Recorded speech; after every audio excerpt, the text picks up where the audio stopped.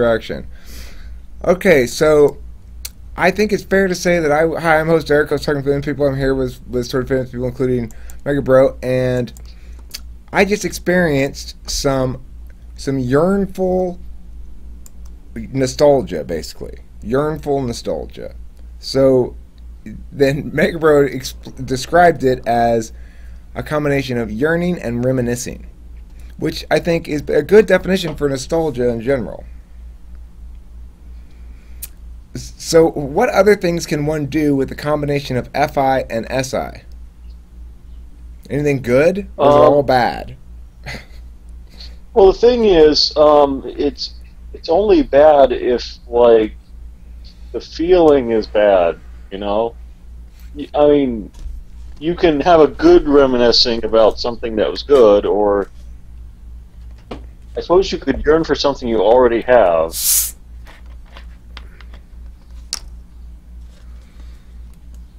And both of those would be good. I don't understand. Okay, if you're yearning for something you already have, yes, that I understand. Okay, so if you're yearning for something you're enjoying right now, then that's great. But anytime I'm feeling a reminiscence of the past, it's necessarily bad because there's a terrified recognition that it's gone. Or is that not the true for other types? I don't know. Maybe that's just me.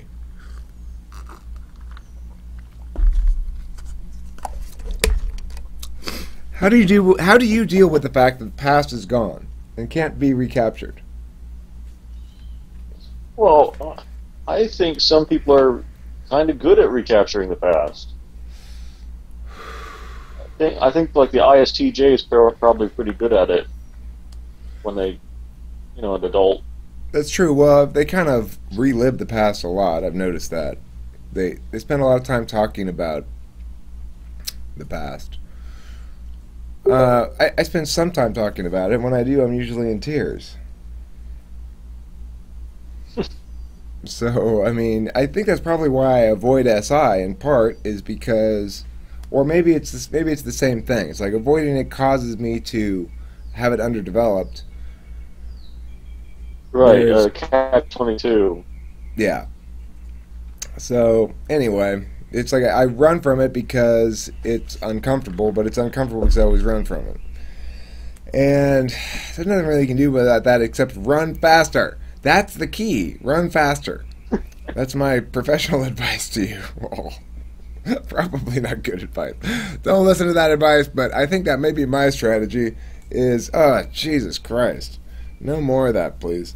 Those kind of dreams are difficult to manage. The thing is, most of my dreams seem to be set in familiar places, old places. So, I think that's a regular factor in my dreaming in general. So, if somebody has does anybody have in their conscious stack both FI and SI? Yeah, right? It's INFP, right? Well, the entire Delta Quadrant. Oh, they do. Okay. So, they must have a very different experience than of those two paired together than I do, I'm sure. Right. Because they're both valued functions, so they probably are using them for like positive things. Right. When you're describing these behaviors with these quirk codes, what behaviors do you describe with a combination of NE and FI? Okay.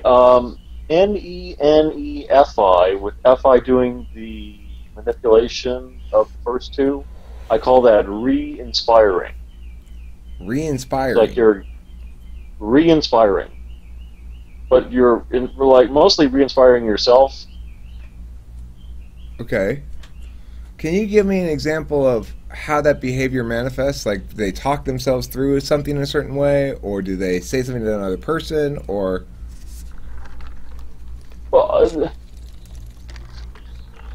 I only figured out the minimum needed to come up with like a name. But I was looking into my NI and Let me pulling the spaceship out of the swamp. You know, so it was kind of right. blurry. Okay. All right. Well, let me do a little NE dancing around the idea and see if any of these possibilities resonate with you. Okay. So if we're talking about NE and FI combining to do a re-inspiring, that re-inspiring might sound like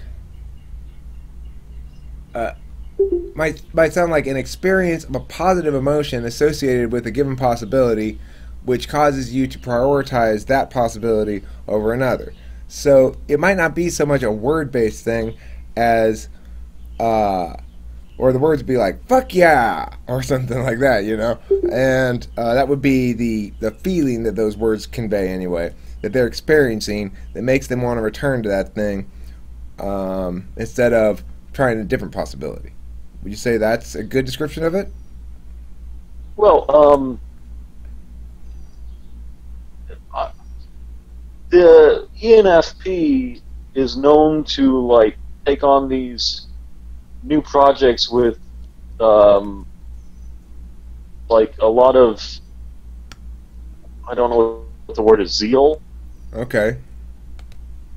Uh, I meant it in like the new possibilities Oh, way mostly, but inspired, FI can inspired also. anew, inspired anew.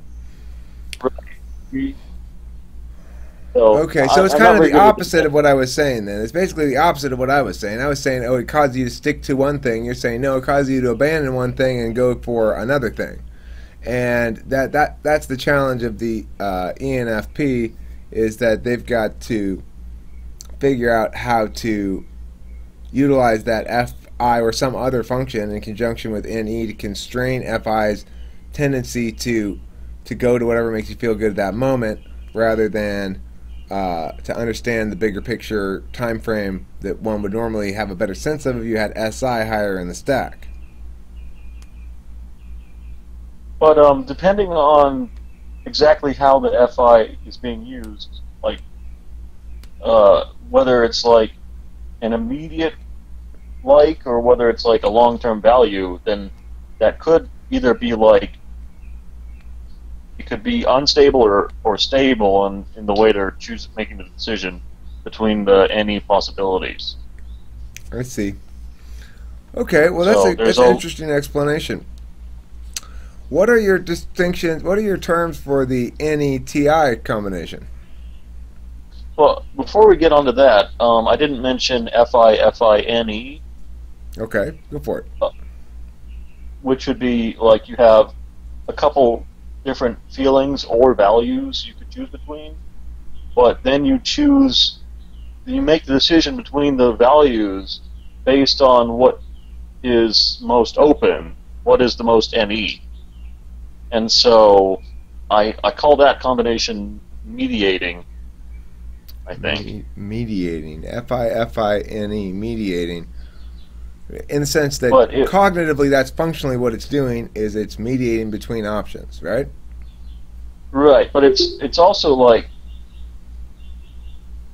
allowing control of your own feelings and your own values based on won't what is has the most potential. And so you say, hey, in this situation, I could either be happy or I could be sad. What would do the most, you know? Okay.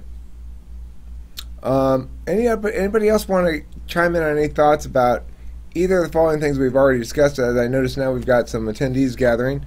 The topic is we're talking about Megabro's Quirk code notion, and we talked first about the combination of SI and FI to generate Eric's emotional displays of nostalgia, which are something Eric's trying to get a handle on.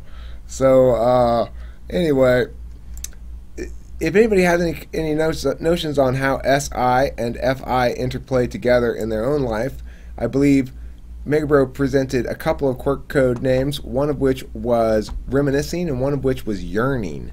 And he described my experience right there that I had before you guys mostly arrived as a combination of those two things. And for those interested watching this video currently and haven't seen the other one, you can go to that video. It'll say something about yearning in the title, I guess. So anyway, I'm interested in anybody's comments on SI-FI combination. If you weren't here when we started the conversation, you're welcome to chime in on that. Or if you prefer, on the NE-FI combination, which he described as, I forget what your name for that one was. Oh, re-inspiring.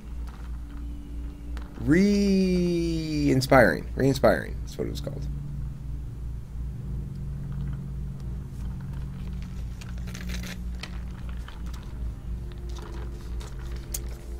Well, I note here that both Eric and Nande say their dreams are all over the place. So maybe let's segue back into that topic a bit, as we're wandering a bit all over the place here. But that's my bad.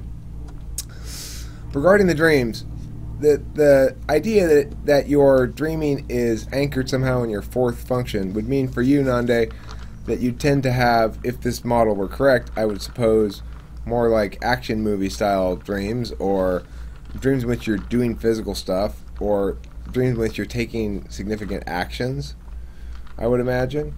And Eric, given that I believe you identify as an ENTP, then yours would potentially have some sort of anchoring in, like mine, I tend to dream in a lot of familiar places rather than brand new places I've never seen before or whatever. And there's other ways in which I tend to note that I have a lot of SI in my dreams. But any thoughts on that? Oh, you're INFJ, my bad. Okay, so Nandi and Eric, do you each have kind of actiony SE style dreams? I don't have the chat really up here to adequately display it at the moment, but let's see. To a point, it says Nandi. I'm always running all over the place and doing something. It's very involved. Sounds like she's got very involved dreams. Okay. Okay, so I focus a lot on the sensory aspects of the dream, says Nandi. That would be consistent with the idea that it correlates with the fourth slot. You know, I definitely don't. I can tell you that for sure. I don't experience a lot of sensory stuff in my dreams at all.